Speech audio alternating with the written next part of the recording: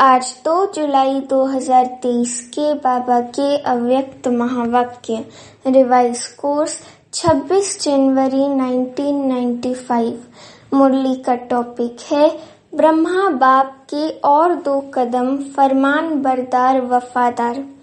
आज बाप दादा चारों ओर के स्नेही और सहयोगी बच्चों को और शक्तिशाली समान बच्चों को देख रहे हैं।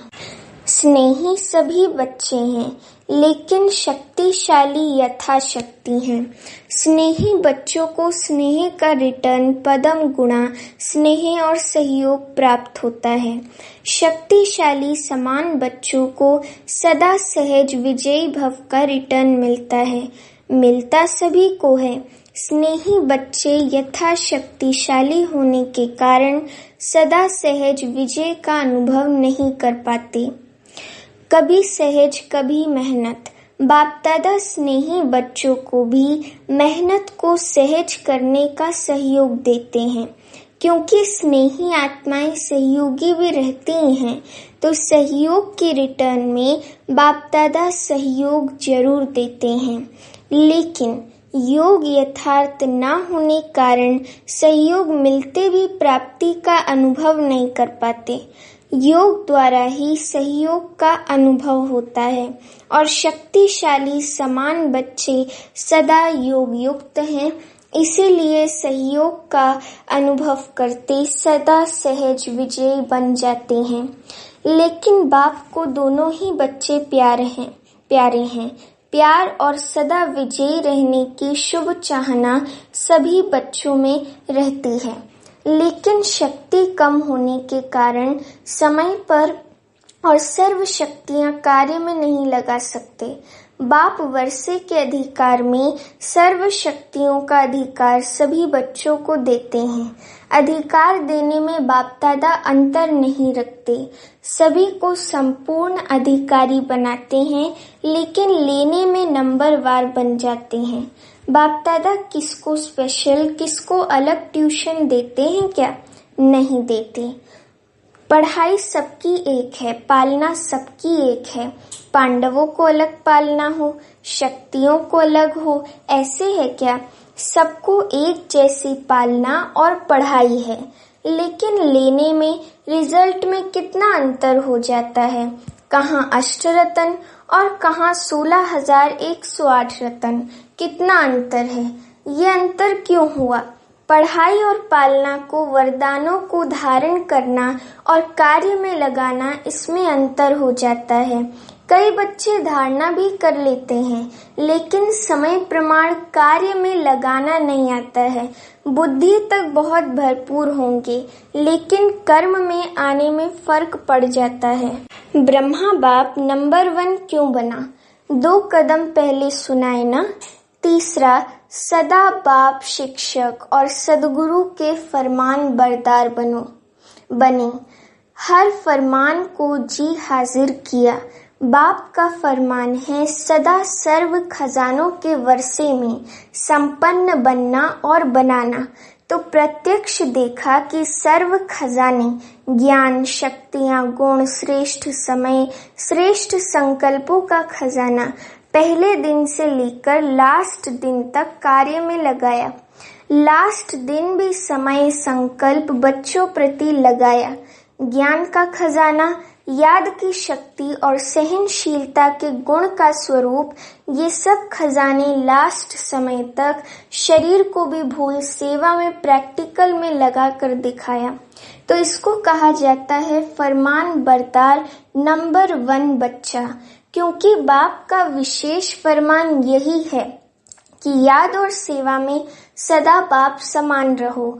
तो आदि से लेकर अंत घड़ी तक दोनों ही फरमान प्रैक्टिकल में देखे ना। स्नेह की निशानी है फॉलो करना।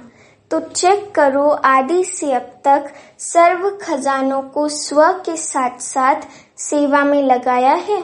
बाप का फरमान एक श्वास व संकल्प सेकंड व्यर्थ नहीं गंवाना है। तो सारे दिन में ये फरमान प्रैक्टिकल में लाया, वह कभी लाया कभी नहीं लाया। अगर कभी कभी फरमान बरदार बने और कभी नहीं बने तो किस लिस्ट में जाएंगे?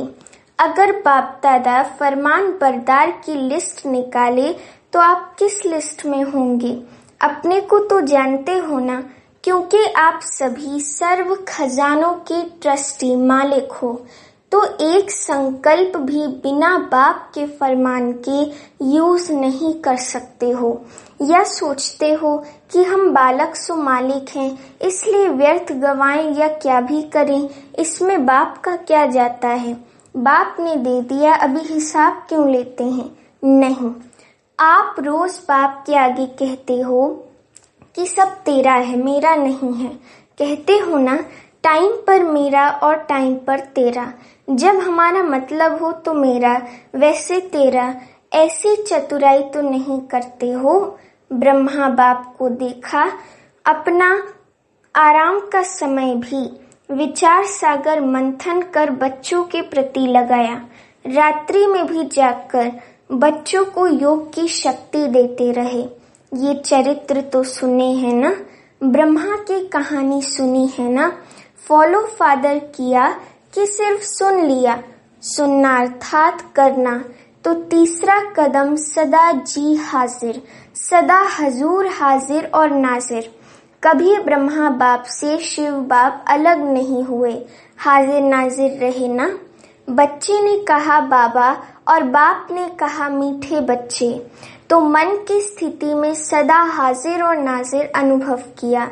सेवा में सदा जी हाजिर किया, चाहे रात हो चाहे दिन हो, सेवा का डायरेक्शन मिला और प्रैक्टिकल किया। और कर्म में सदा हांजी किया, हांजी का पार्ट पढ़ाया ना। तो आप क्या फॉलो करते हो? कभी हांजी कभी नाजी तो नहीं करते, तो प्यार का सबूत दिखाओ। ऐसे नहीं सोचो कि जितना बाबा से मेरा प्यार है उतना और किसका नहीं, मेरे दिल में देख लो, क्या दिखाऊं क्या सुनाऊं। बच्चे ऐसे गीत गाते हैं, लेकिन सबूत दिखाओ। सबूत है फॉलो फादर। तो चेक करो स्थिति में, सेवा में, कर्म अर्थात संबंध संपर्क में, संबंध और संपर्क में आना ही कर्म है। तीनों में सदा फॉलो फादर हैं। हर फरमान सिर्फ बुद्धि तक रहता है या कर्म में भी आता है? रिजल्ट में देखा जाता है कि अगर बुद्धि और वाणी में 100 बातें रहती हैं तो कर्म में 50 हैं। तो उन्हों को फॉलो फादर कहें? अधूरी रिजल्ट वालों को फॉलो फादर की लिस्ट में रखें? आप क्या समझते हैं? वे फरमान बरदार हैं कि आप आधे में राजी हैं? थोड़ा थोड़ा अंतर पसंद है? शुरू में माला भी बनाते थे, गोल्ड एंड सिल्वर भी लिस्ट निकालते थे, तो अभी फिर से लिस्ट निकालें कि सिल्वर में नाम देकर कॉपर बन जाएंगे। समय की सूचना बाप तो दे ही रहे हैं, लेकिन प्रकृति भी दे रही है, प्रकृति भी चैलेंज कर रही है। तो समय के प्रमाण आप लोग औरों को भी सूचना देते रहते हो। भाषणों में सबको कहते हो कि समय आ गया है, समय आ गया है, तो अपने को भी कहते हो या सिर्फ दूसरों को कहते हो? दूसरों को कहना तो सहज होता है ना। तो स्वयं भी ये चैलेंज स्मृति में लाओ। समय के प्रमाण अपने पुरुषार्थ की गति क्या है? बाप दादा एक बात पर अंदर ही अंदर मुस्कुराते रहते हैं। किस बात पर मुस्कुराते हैं जानते हो? एक तरफ मेजॉरिटी बच्चे कभी कभी एक सेकंड ये सोचते हैं कि समय प्रमाण पुरुषार्थ में तीव्रता होनी चाहिए, और दूसरी तरफ जब माया अपना प्रभाव डाल देती है तो दूसरे सेकंड ये सोचते हैं कि ये तो सब चलता ही है, ये तो महारथियों से भी परंपरा चला आता है। तो बाप दादा क्या करेंगे? गुस्सा तो नहीं करेंगे ना, मुस्कुराएंगे। और इसका विशेष कारण है कि समय प्रति समय पुरुषार्थ को बहुत सहज कर दिया है, इजी कर लिया है। स्वभाव को इजी नहीं करते, स्वभाव में टाइट होते हैं और पुरुषार्थ में इजी हो जाते हैं। फिर सोचते हैं कि सहज योग है ना, लेकिन जीवन में पुरुषार्थ में इजी रहना, इसको सहज योग नहीं कहा जाता, क्योंकि इजी रहने से शक्तियां मर्ज हो जाती हैं। इजी मतलब अलबेला रहने से, इमर्ज नहीं होती। आप सभी अपने ब्राह्मण जीवन के आदि का समय याद करो। उस समय कैसा पुरुषार्थ रहा? इजी पुरुषार्थ रहा या अटेंशन वाला पुरुषार्थ रहा? अटेंशन वाला रहा, उमंग उत्साह वाला रहा। और अभी अलबेलेपन के डनलप के तकिए और बिस्तरे मिल गए हैं। साधनों ने आराम पसंद ज्यादा बना दिया है। तो अपने आदि के पुरुषार्थ, आदि की सेवा और आदि के उमंग उत्साह को चेक करो। क्या था? आराम पसंद थे? नहीं। और अभी थोड़ा थोड़ा है। साधन सेवा के प्रति हैं। साधन स्वयं को आराम पसंद बनाने के लिए नहीं है। तो अभी डनलप का तकिया और बिस्तरा निकालो, पटरानियां बनो, पटराने बनो। भले पलंग पर सो, लेकिन स्थिति पटराने की हो, माना एवर रेडी की हो। और तुम ही संग खाऊं, तुम ही संग बैठूं, ये वाली स्थिति हो कि बाबा जहाँ बैठा है, जो खिलाए वो हम खाएंगे, वो हम करेंगे। एकदम निश्चय बुद्धि वाली स्थिति हो। भले साधन यूज करें, लेकिन निश्चय का फाउंडेशन पक्का हो और एकदम बाबा पर निश्चय हो। देखो, आदि सेवा के समय में साधन नहीं थे, लेकिन साधना कितनी श्रेष्ठ रही। जिस आदि की साधना ने ये सारी वृद्धि की है, तो साधना के बीज को विस्तार में छिपा नहीं दो। जब विस्तार होता है तो बीज छिप जाता है। तो साधना है बीज, साधन है विस्तार। तो साधना का बीज छिपने नहीं दो। अभी फिर से बीज को प्रत्यक्ष करो। बाप दादा ने सीजन में काम दिया था, लेकिन किया नहीं। याद है क्या दिया था? कि कॉपियों में है। काम दिया था कि बेहद के वैराग्य वृत्ति पर स्वयं से भी चर्चा करो और आपस में भी चर्चा करो। और प्रैक्टिकल में साधना के बीज को प्रत्यक्ष करो। तो किया कि एक दिन सिर्फ डिबेट कर ली, वर्कशॉप तो हो गई, लेकिन वर्क में नहीं आई, कर्म में अमल नहीं आई, अमल में नहीं आई। तो वर्तमान समय के प्रमाण अभी अपनी अपनी सेवा व सेवा स्थानों की दिनचर्या बेहद के वैराग्य वृत्ति की बनाओ।